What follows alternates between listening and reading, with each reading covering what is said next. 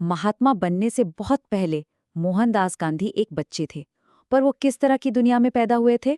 चलिए, आज समझते हैं उस परिवार और उस विरासत को जिसने इतिहास के सबसे महान शख्सियतों में से एक को गढ़ा। तो सवाल उठता है कि राष्ट्रपिता के माता पिता आखिर थे कौन। देखिए, किसी भी बड़ी कहानी को समझने के लिए उसकी शुरुआत तक जाना बहुत जरूरी होता है, और मोहनदास गांधी की कहानी वो उनके परिवार से ही शुरू होती है। तो सबसे पहले बात करते हैं गांधी परिवार की जड़ों की, उनके इतिहास की, क्योंकि मोहनदास को समझने के लिए हमें उनकी विरासत को समझना होगा। और ये विरासत थी सेवा और शासन की एक बहुत लंबी परंपरा। ये बात बड़ी दिलचस्प है। गांधी नाम का मतलब भले ही पंसारी या किराने वाला होता हो, लेकिन ये परिवार 3 पीढ़ियों से सियासत और प्रशासन में डूबा हुआ था। मतलब मोहनदास का जन्म एक राजनीतिक घराने में हुआ था, जहां समाज सेवा एक तरह से उनका पारिवारिक पेशा था। अब ये जो बात है इसके पीछे एक बड़ा जबरदस्त किस्सा है। हुआ यूं कि मोहनदास के दादा उत्तम चंद जी को एक नए नवाब को सलाम करने को कहा गया, तो उन्होंने अपने उल्टे हाथ से मतलब बाएं हाथ से सलामी दी। जब उनसे पूछा गया कि भाई ऐसा क्यों किया, तो उन्होंने कहा, दाहिना हाथ तो पहले से ही पोरबंदर को समर्पित है। जरा सोचिए, उस दौर में ऐसी हिम्मत दिखाना। यहीं से उनके परिवार के उसूल और अपनी जमीन के लिए वफादारी का पता चलता है। तो दादा के बाद अब आते हैं मोहनदास के पिता करमचंद गांधी पर। लोग उन्हें प्यार से कबा गांधी भी बुलाते थे। करमचंद गांधी की कहानी भी कुछ कम नहीं है। उनकी स्कूली पढ़ाई बहुत ही मामूली थी, लेकिन वो एक कमाल के प्रशासक थे, एक बेहतरीन मुख्यमंत्री। उन्होंने सिर्फ पोरबंदर ही नहीं, बल्कि राजकोट जैसी कई रियासतों में दीवान का पद संभाला और हर जगह अपनी काबिलियत का लोहा मनवाया। तो कैसे इंसान थे करमचंद गांधी? देखिए, वो एक बहुत ही दिलचस्प शख्सियत थे। एक तरफ तो वो अपने उसूलों के पक्के थे, सच बोलने वाले, बहादुर और पूरी तरह ईमानदार। लेकिन हाँ, उनका गुस्सा भी बहुत तेज था। मतलब वो एक ऐसे लीडर थे जो सिद्धांतों पर भी चलते थे, पर साथ ही साथ उनमें इंसानी जज्बात भी कूट-कूट कर भरे थे।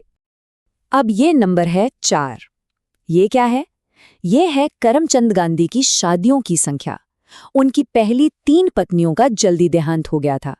पुतलीबाई, जो मोहनदास की मां थी, वो उनकी चौथी और आखिरी पत्नी थी, जिनसे उन्होंने 40 साल की उम्र के बाद शादी की थी।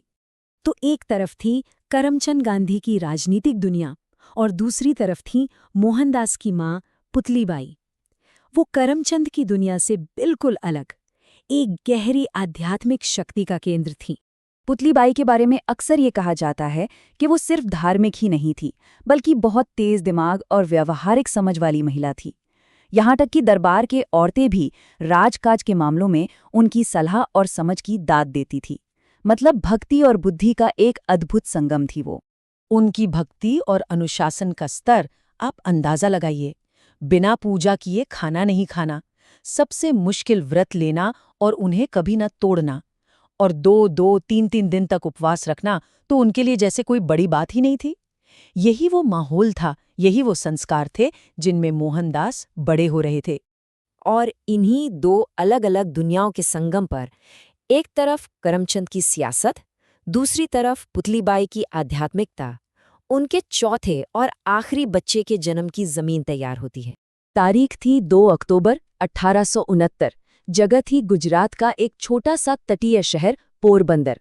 यहीं पर इतिहास के सबसे प्रभावशाली लोगों में से एक मोहनदास करमचंद गांधी का जन्म हुआ। यहीं से उस महान यात्रा की शुरुआत हुई। तो मोहनदास को अपने माता पिता से विरासत में क्या मिला? जाहिर है, ये सिर्फ जमीन जायदाद की विरासत नहीं थी।